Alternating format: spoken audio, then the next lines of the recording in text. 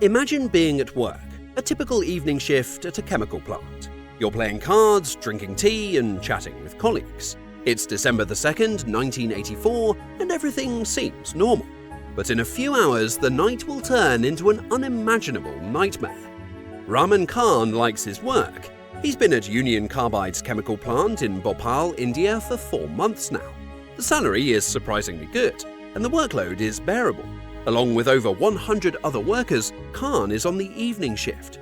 The factory has halted production, and there isn't much to do.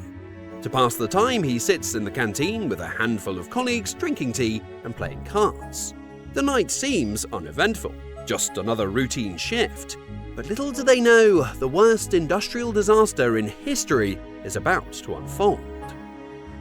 Khan's job is to maintain piping systems, oil machines, and keep an eye on tanks containing dangerous chemicals. Around 9:30, Khan puts his cards on the table and heads out into the mild winter evening to flush the storage tanks that contain the highly toxic methyl isocyanate, MIC. The management has developed a work manual for this, detailing the necessary tasks. However, what he doesn't know is that the instructions are incomplete. They don't mention that safety plates must be placed at both ends of the pipe being flushed. These are a kind of metal plates that act as caps and prevent the rinse water from entering the steel container that holds the methyl isocyanate. Khan doesn't know this and simply follows the manual. He turns on the water tap, runs the water through the pipes, and returns to the canteen. Since 1979, Union Carbide has been producing insecticides for Indian agriculture, with one of the key ingredients being MIC. However, because there are newer, cheaper, and better products available, it's not in very high demand anymore. So, earlier in 1984, Union Carbide decided to stop producing MIC entirely. However, tons of MIC are still stored in large steel tanks at the factory, even after production has ceased. These tanks are located on a hill near a slum area that lies northeast of central Bhopal. One tank alone, E610, held 41 tons of this dangerous chemical. 2 other tanks contain 21 tons and 1 ton of this dangerous poison, which reacts violently when in contact with water. When water from Khan's task seeps into the tank, it triggers a catastrophic chain reaction. Around 11 p.m., another worker, Mohan Lal Verma, comes in for his night shift. As soon as he walks into the room, he begins to sniff the air. Something seems off, and he tells the others, "Hey listen, something's wrong. I can smell MIC in the air." Others have been sitting in this room for a while and don't smell anything. So his colleagues in the control room just grin good-naturedly. "You can't smell MIC in here when it's discontinued, you dumbass," one of them replies. But the jokes soon stop. By midnight, the smell has become unbearable. It's like the stench of stewed cabbage, but much worse, burning their eyes and throats. 2 technicians are sent to check the MIC tanks. What they find is terrifying. A white cloud of gas is leaking from one of the pipes. Approximately 1,000 litres of water has entered tank E610, causing a catastrophic chemical reaction. The reaction produces extreme heat, leading to an explosive increase in pressure inside the tank. Normally, a cooling system would maintain the temperature of the MIC, preventing such a reaction. But since the plant was shutting down, the cooling system is turned off. At 12:05 a.m. on December the 3rd, the plant's alarms blare. The relief valve on tank E610 has ruptured, releasing toxic gas into the atmosphere. Workers frantically try to contain the disaster, but it's too late. A deadly cloud of MIC is now drifting towards the densely populated slums of Bhopal. People wake up to a suffocating haze, coughing and gasping for air. Sleepy and panicked children and adults spill out of all the sheds, cabins and shacks into the streets. No one has any idea what has actually happened. Many are already dead or unconscious on the ground, next to lifeless cows and buffaloes, foam around their mouths, blood pouring from their nostrils.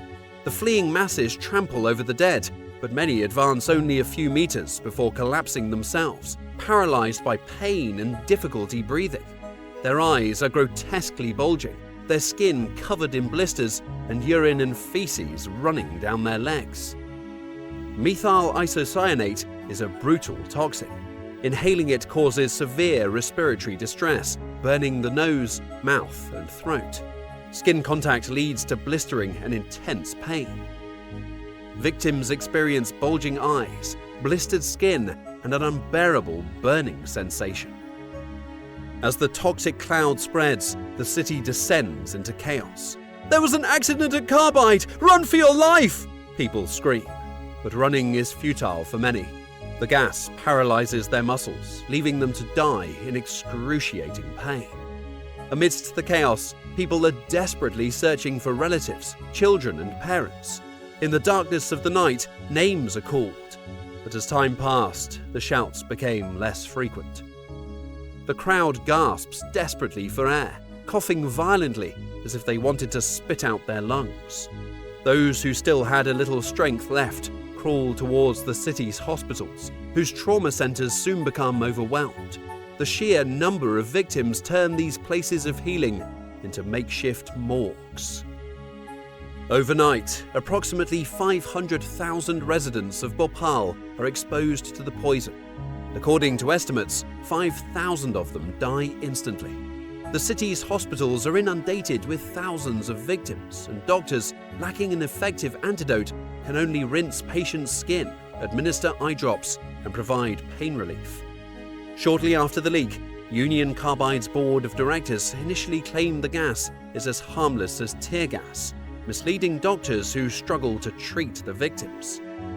On Platform 1 of the Bhopal railway station, a horrifying scene unfolds. By 2 a.m., almost no living soul is on the platform. Corpses lay everywhere.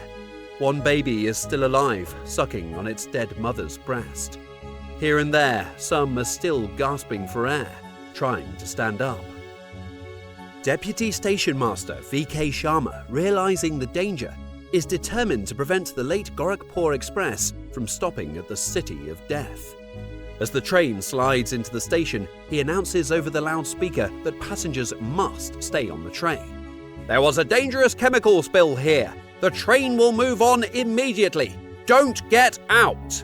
His quick thinking saves hundreds of lives as the train quickly departs, avoiding the deadly gas cloud. Approximately 8,000 people died in the first 48 hours. Another 17,000 to 30,000 people subsequently died from poisoning. The survivors include factory workers Rahman Khan, Shakil Qureshi, and Deputy Station Master V.K. Sharma that live with the trauma of that night. Over 500,000 people suffer permanent damage to their eyes and lungs. Over 500,000 children and adults suffered permanent eye and lung damage. However, the tragedy continues today, almost 35 years later. Bhopal's groundwater and soil were never cleaned, and the city's women still give birth to unusually high numbers of children with malformations, cancer, behavioral disorders, and learning disabilities. The legacy of that fateful night in 1984 serves as a stark reminder of the catastrophic consequences of corporate negligence. If this story gripped you, please give this video a thumbs up and don't forget to subscribe and hit that notification bell so you never miss an episode of the most unbelievable true stories from history and beyond. If you have any thoughts on today's story or suggestions for future topics, drop a comment below. Stay safe and stay curious. Until next time.